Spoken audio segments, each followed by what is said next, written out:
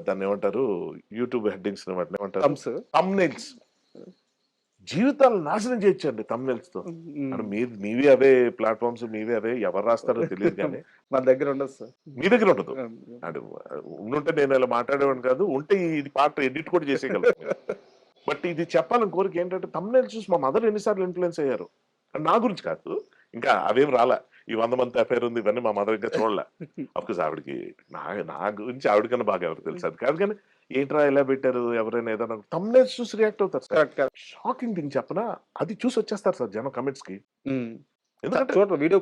Video చూడరు. అంత ఓపిక ఉండదు. ఇదే కదా అనుంటాడు. టక టక అని. నెగటివిటీ అన్నది ఎంత ఉంటదో చెప్పేటప్పుడు టీఎన్ఆర్ తీసుకునే జాగ్రత్తలు ఉండేవండి. సార్. ఆ రోజుల్లో ఎక్స్‌ప్లాయిటేషన్ పీక్స్. నాకు పెళ్లయిపోయిందని. మన యాక్టర్ సత్యకృష్ణన్‌తో. హ్మ్. ఈ నటుడు హర్షవర్ధన్ వైఫ్ ఎవరో తెలుసా అని.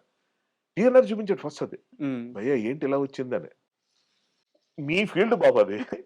ఇప్పటిదాకా ఏ కాంట్రోవర్సీ లేకుండా ఏదో మిడిల్ క్లాస్ మ్యాన్‌లా బతికేస్తున్నాం అనుకున్నాను. ఇదేంటిది కాంట్రోవర్సీ అంటే మంచిదే. కాదు నాకు ఇప్పుడు గ్లోరిఫికేషన్ గ్లామరస్‌గా ఉంటది. నీకు ఏంటి గ్లామరస్‌గా ఉండేది?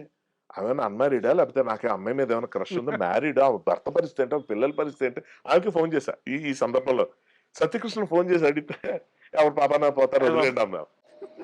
నీ స్పోర్టినెస్ కాదమ్మా. నాకిక్కడ ఎఫెక్ట్ అయిపోతుంది. నాకున్న రిలేషన్‌షిప్స్, నాకున్న గర్ల్ ఫ్రెండ్స్ నువ్వు పెళ్లయిందా? నువ్వు సింగిల్ అనుకున్న అబద్ధం ఆడినట్టు అవుతుంది. మోసం చేసినట్టు అవుతుంది. వదిలేయండి అని ఆమె. హ్మ్.